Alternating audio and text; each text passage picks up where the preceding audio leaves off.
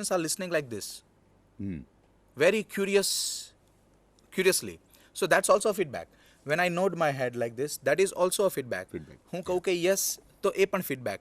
હું ઘણીવાર કોઈ ફીડબેક ન આપવાનો પ્રયત્ન કરું, That is also that is also a feedback. So feedback again sender પાસે જાય છે, એટલે કે સેન્ડર પાછો રિસીવર બને છે. અને કોમ્યુનિકેશન સાયકલ એવી છે કે સેન્ડરને જ્યાં સુધી ફીડબેક ના મળે ત્યાં સુધી આગળ કોમ્યુનિકેશન કરવા માટે એ ના ઈચ્છે, અથવા તો ઇટ ડઝન્ટ હેપન એકચ્યુઅલી. શક્ય જ ના બને. એટલા એને કહેવાય miscommunication. Okay, look at the next slide please. વિદ્યાર્થી મિત્રો, આપનો રોલ બહુ મોટો છે because you are listening to this. અને એવું કહેવાય છે કે ઇવન ઇન બિઝનેસ કોમ્યુનિકેશન, ઓફિસીસમાં, ફર્મ્સમાં, કંપનીઝમાં જે કોમ્યુનિકેશન થાય એમાં manager throughout the day reading કદાચ 16% કરે છે, સ્પીકિંગ 30%, રાઇટિંગ ઓનલી 9%. પણ સૌથી મહત્ત્વનું જે છે એ છે લિસનિંગ. એટલે એમ કહી શકાય કે જ્યારે કોઈ કોમ્યુનિકેશન થઈ રહ્યું હોય, the speaker is not that important as the listener is. In a sense, we can say that we too are less important in this piece of communication. It's happening now. You are more important, because unless and until you understand what is being conveyed by us, Exactly. what is the use of communication. So listeners are very essential element in a cycle of communication. Look at the next slide, please.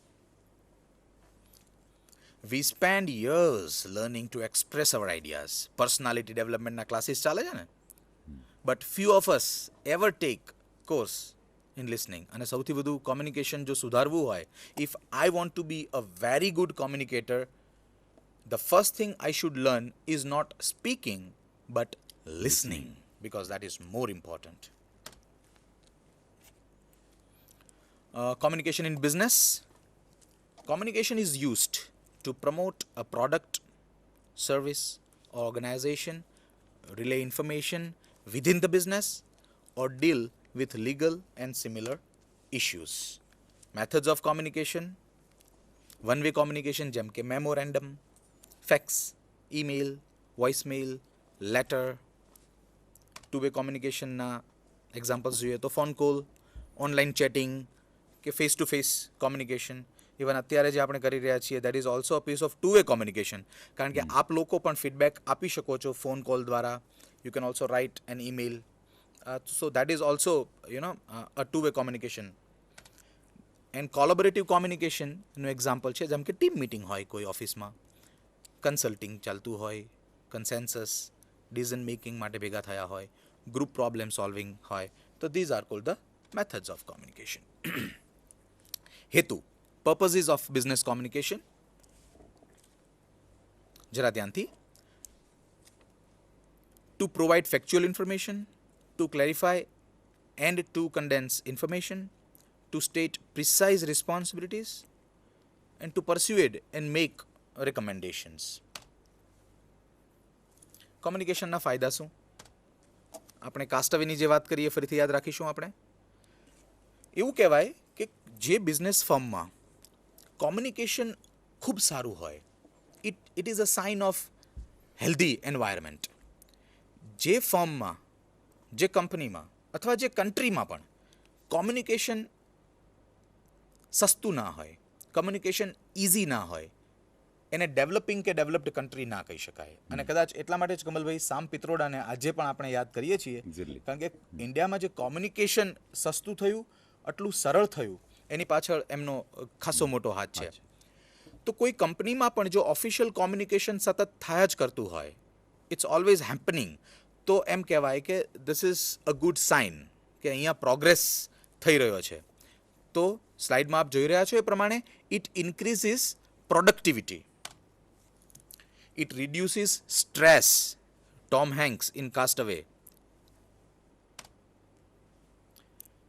It helps you better understand what others are saying.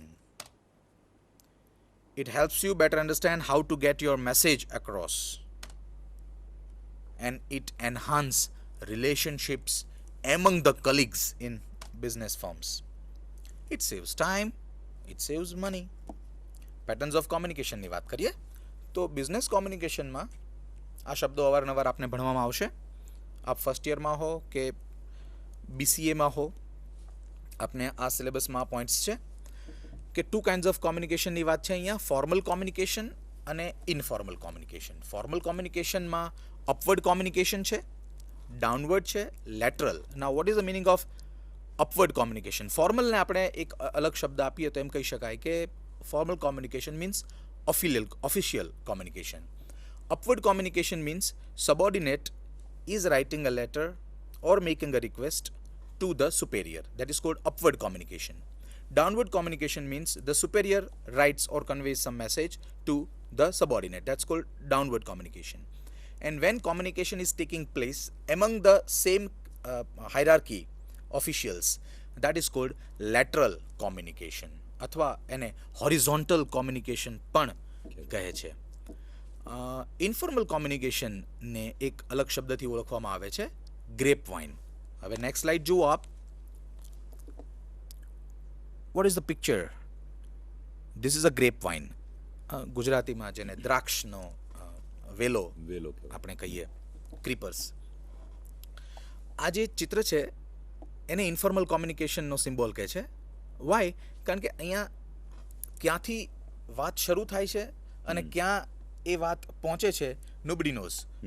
In official communication, you always know that to whom you are communicating and where your message is going and whether your message is being edited and modified by somebody and being sent to somebody else. But in grapevine, in informal communication, માં આ ના કહી શકાય. એટલે કે જે letters લખાય અથવા તો ઓફિસમાં વાતચીત થાય, that is official communication.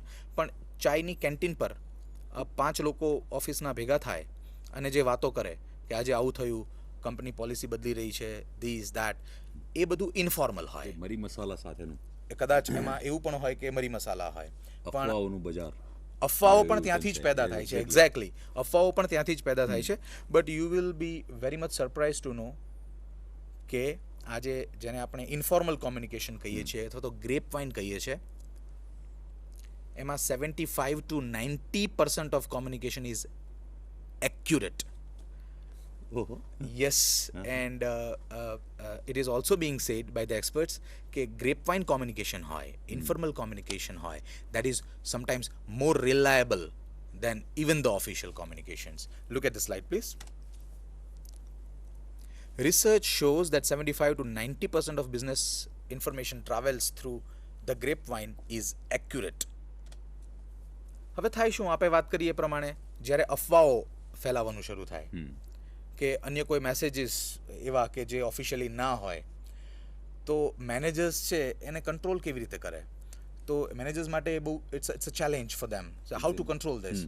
But grapevine is such, informal communication is such that if I try to, you can't stop it, and if I try to stop it, એ વધારે ખરાબ પરિણમે. ત્યારે મેનેજર્સ સામાન્ય રીતે MBWA કરે, that is called management by walking around. એનો મતલબ કે મેનેજર્સ પોતે આ ઇન્ફોર્મલ કોમ્યુનિકેશન જે થઈ રહ્યું હોય, એટલે કે ચાયની કેન્ટીન પર કે somebody's place અથવા તો કોઈ પાર્ટીમાં વગેરે, તો managers become the part of informal communication, and that way they modify the messages, that way they handle the messages, that way they send the messages.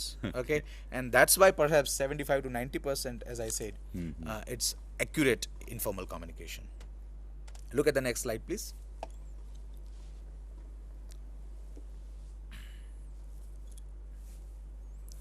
Objectives of communication, business communication ની વાત છે ખાસ અહીંયા.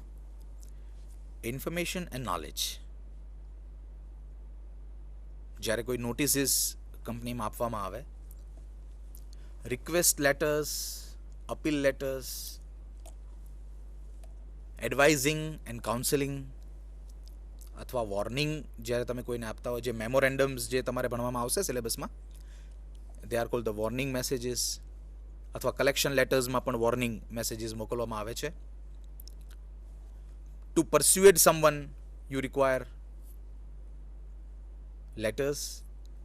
Motivation માટે encouragement, motivation means what do you call it in Gujarati?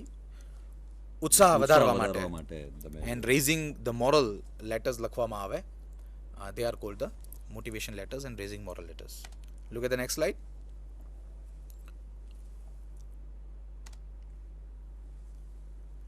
Sender is also called encoder.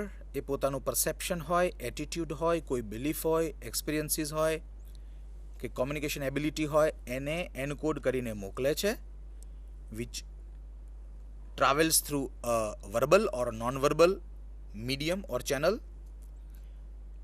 Downward, upward, lateral અથવા informal communication channel દ્વારા એ message જાય છે.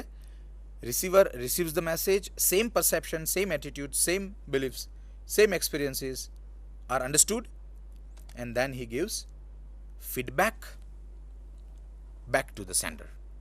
તો આ છે ફંડામેન્ટલ્સ ઓફ કોમ્યુનિકેશનની પ્રોસેસ ઓફ કોમ્યુનિકેશન અથવા સાયકલ ઓફ કોમ્યુનિકેશન અમુક યુનિવર્સિટીઝમાં જે કહેવાય છે.